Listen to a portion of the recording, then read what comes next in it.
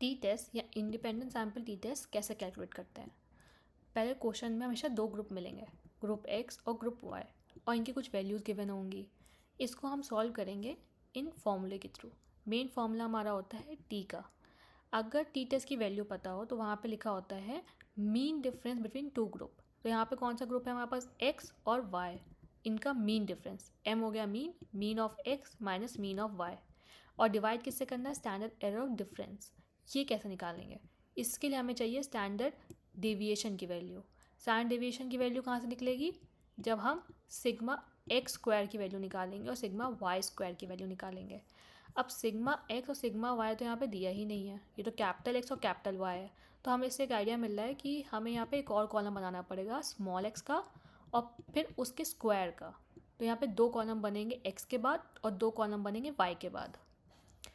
अब इसके बाद हमें क्या चाहिए, हमें यहाँ पे n की वैल्यू भी चाहिए, n की वैल्यू हमें यहाँ भी चाहिए, n की वैल्यू हमें यहाँ भी चाहिए। n कैसे आता है, अगर इन वैल्यूज़ को काउंट करो 1 2 3 4 5 6 7 8 9 10, तो हमें n मिलता है। यहाँ पे कितना n है, 10। x तो n1 क्या हो गया, 10। अब इसको काउंट करोगे तो मिल जाएगा n2 जो कि है 10। तो अगर हमें n मिल जाए तो df तो हम क्वेश्चन देखते सॉल्व कर ले जाएंगे। स्टैंडर्ड डेविएशन निकालने के लिए हमें दो कॉलम्स और बनाने हैं, फिर ये भी आ जाएगा। ये तो एग्जैक्टली सेम है, यहाँ पे वैल्यू पुट कर देंगे, सॉल्व हो गया। स्टैंडर्ड एरर ऑफ डिफरेंस भी कैलकुलेट हो जाएगा क्योंकि यहाँ पे इसकी वैल्यू पुट करेंगे, n हमें पता है। अब हमें मीन एक्स निकालना है।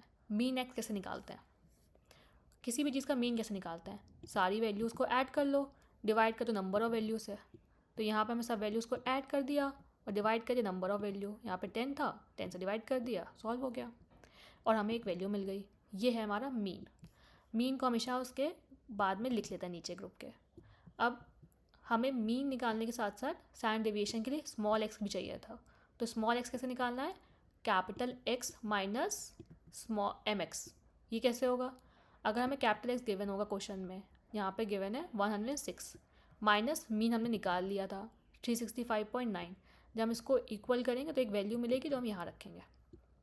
ऐसे हम सबके साथ निकालेंगे, 270 माइनस 365.9, 480 माइनस 365.9, ऐसे ही सबका निकालोगे तो हमें स्मॉल एक्स की वैल्यू मिल जाएगी। अब आते हैं वाई। वाई के लिए क्या करना है, अगेन 304 माइनस 271.7।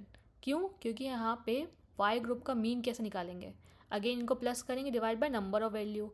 जब हम सब जैसे एक्स निकाला था ना, बिल्कुल वैसे ही, तो ये वैल्यू आएगी। अब हम इसको में अगर देखो स्मॉल वाई के लिए, तो capital Y minus M Y.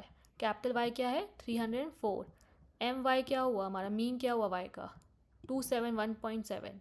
तो यहाँ पे क्या होगा 304 माइनस 271.7, 209 माइनस 271.7, 248 माइनस 271.7। जब ये करेंगे तो हमें स्मॉल वाई की वैल्यू मिल जाएगी।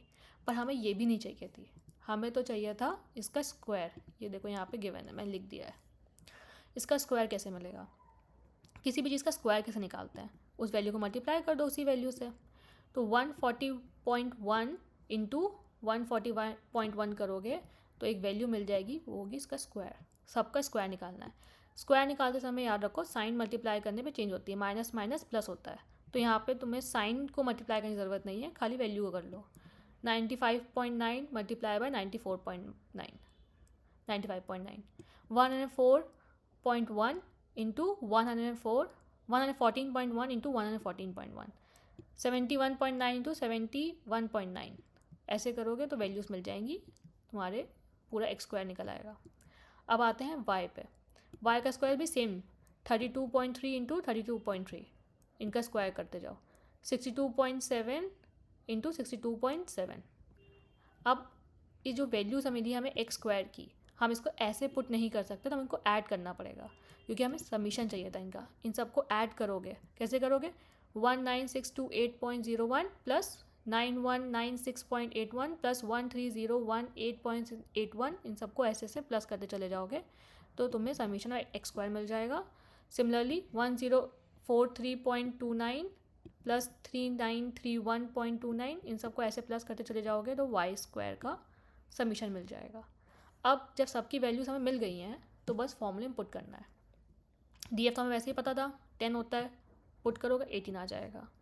सिग्मा एक्स स्क्वायर कहाँ से लिया हमने, ये जो निकाली है वैल्यू, इसको यहाँ से उठाओ और इसको उठाओ, इन दोनों को जोड़ दो, प्लस कर दो और डिवाइड बाय 18। 18 क्यों, क्योंकि ये फॉर्मूला सेम है, जो वैल्यू हमने यहाँ निकाली है वही वैल्यू हमारी यहाँ पे आएगी। हमें मिल जाएगा स्टैंडर्ड डेविएशन।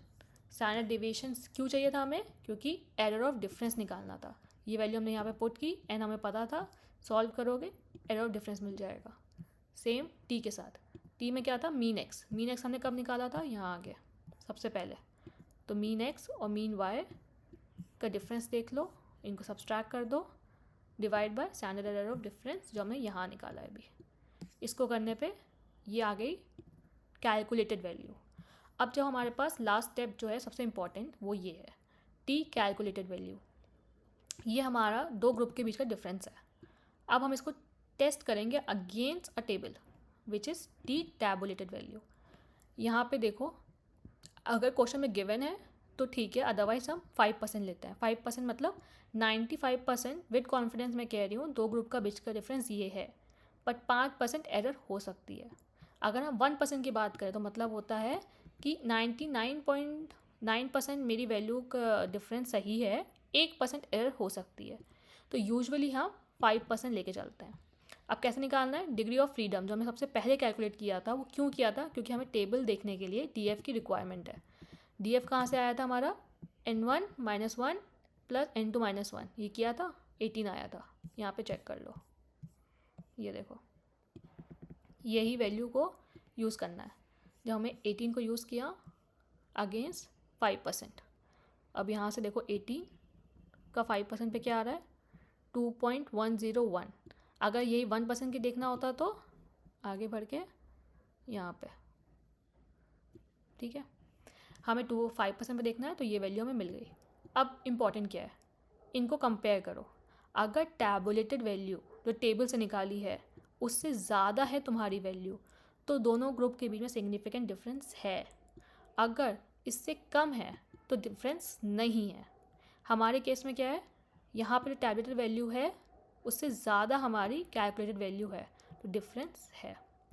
ऐसे लिख के भी क्वेश्चन को एंड कर सकते हैं, पर और अच्छा और साइंटिफिक तरीका क्या होगा लिखने का, कि जैसे नल हाइपोथेसिस पता होना चाहिए। नल हाइपोथेसिस मतलब there is no significant difference between the mean of two group. Alternative hypothesis मतलब there is a significant difference between two groups. अब इस केस में अगर हम देखें तो calculated value is more than tabulated value, तो मतलब तो हमें पता है कि सिग्निफिकेंट डिफरेंस है। लिखेंगे कैसे, नल हाइपोथेसिस इज रिजेक्टेड, मतलब there is no significance difference is rejected. और भी अच्छा तरीके से लिखना हो तो fail to accept null hypothesis, ये ज़्यादा साइंटिफिक है। दूसरी चीज़, ऑल्टरनेटिव हाइपोथेसिस इज एक्सेप्टेड, मतलब there is a significant difference. एक ही चीज़ है, वह लिखने के तरीके अलग हैं। इसको लिखना ज़्यादा सही रहता है देन हम खाली ये लिख दें कि there is a significant difference. बस इतना ही है। Thank you.